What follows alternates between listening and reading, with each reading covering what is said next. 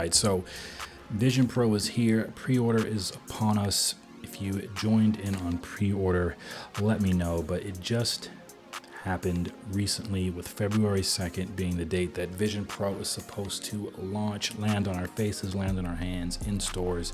We'll start to see videos on what Vision Pro is, but like many of you, myself included, I did not buy Vision Pro. I did not participate in the pre-order, and so I just want to say, if you are in that boat and you didn't pre-order Vision Pro, you are not alone. It is okay.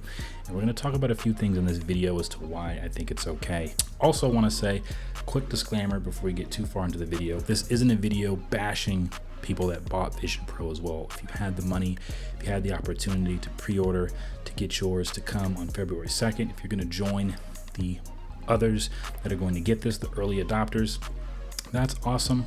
And if we're being honest, we actually need people to purchase this product, to use it, to test it, to see what's good about it, to see what's not good about it, to let us other folks that didn't purchase it know if it's worth it. But also, Apple needs people to purchase this thing as well so that we can get the ball rolling on how to make this thing better. So without those people that purchased it, we wouldn't be able to get our second, third, fourth, fifth, and future iterations of Vision Pro. That's to say if it's a success. So I appreciate those who bought it, but stay tuned to the end. I think I have a pretty good message for everybody watching this video. So I didn't buy Vision Pro.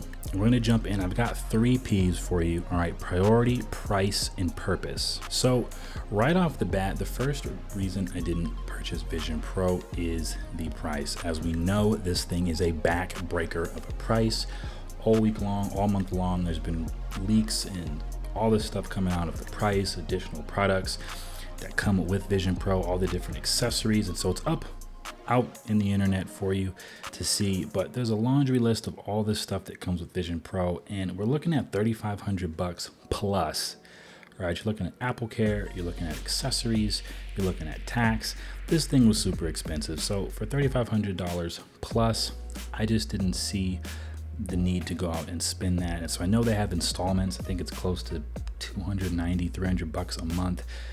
That's still too steep for an installment, at least if you're doing it with Apple's Apple Card. I think they do 12 months. Now, if this thing comes to some other stores where maybe there's some other perks and ways to purchase or cut the installment, maybe, but that price tag is just a little too big for me right now.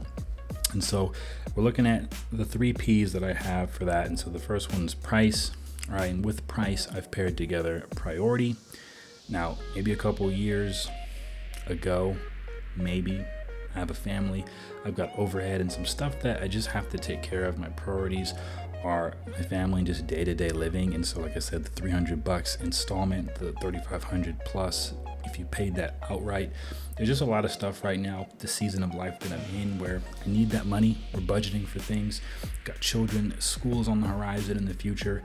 And so we want to take care of our finances, and it's just not a smart idea right now to be purchasing Vision Pro. And thirdly is purpose. Now, when you pair together the priority and the price, the third thing for me is purpose. This is probably the first Apple product in a long time. I don't really know where it would fall for me in terms of productivity, where I would use it. Would it replace something? How would this help me? And so, like many people, you probably would end up purchasing this a couple weeks, maybe not find any value for it, end up returning it, or you just keep it because you don't want to go through the return hassle, and it just sits on your desk and gains dust on it. So I didn't want to take that chance. I'm going to be waiting for those that did purchase it to make their videos, make their reviews, their teardowns, their breakdowns, and give us the nitty gritty of what Vision Pro is, and then kind of be able to sit on the sideline and decide for myself if it's still something I'm opting not to purchase, or once I've seen a little bit more of its purpose, I can justify that price and then maybe find where it has priority in that list. All right, so those are the 3 P's as to why I didn't purchase the Vision Pro.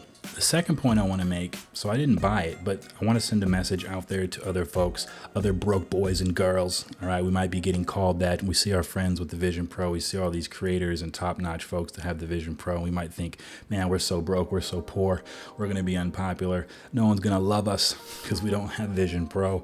All right, bump all that noise, okay? My second point is don't feel bad that you didn't buy Vision Pro. I know FOMO, the fear of missing out, is super real in today's generation. We see that this thing is being touted all over the place on social media. Marketing, commercials, promotions are telling us that this is going to be the next generational gadget of our time, similar to Apple Watch. Go flood the pre-orders, go get this thing in your hands. And I just want to say, as a consumer, we have the power in defining what products are for us. All right, and what I mean by that is, if I don't see the value and purpose of Vision Pro, it doesn't mean that I should go and buy it just because people say I should buy it. And just because Apple says it's the next revolutionary thing and it's going to be able to do X, Y, and Z, doesn't mean I have to open up my wallet and go spend the money on that product just because they say so. Too often, companies, influencers, social media tell us the value a product is supposed to have for us as customers, consumers, but I think we still ultimately have the right to decide. And so this is another one of those on the fence creations, innovations, where we might be like, man, I should just do this so I can be on the hype side of this thing is amazing. I want to be on the right side of history and say I purchased it and say I tried it and experienced it.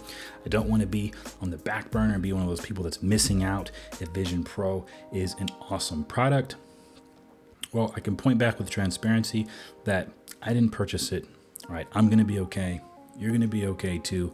Highly suggest in this time, because it's an undefined market for this product, that it doesn't hurt to sit back and see what Vision Pro can do. And like I said, it's not to say that I don't have money, that I can't go out and spend this. And so that maybe that's the same boat that many of you are in. You have the money to go purchase this, but you're unsure of what it can do. You're unsure of the value and the longevity that it can have. And that's okay to sit back on your reservations and say, this isn't a product for me. Don't let the FOMO and the peer pressure push you to bust your wallet wide open and go purchase this if you're not ready to purchase it. Stand on business, as they say, and just be okay with not purchasing Vision Pro. Now, this segues kind of into the other concept. The last final point that I really want to address with this quick video is, as a tech enthusiast like myself, many of you have kind of already stated what I want to do with this channel to help people make informed decisions on their purchases, especially Apple products.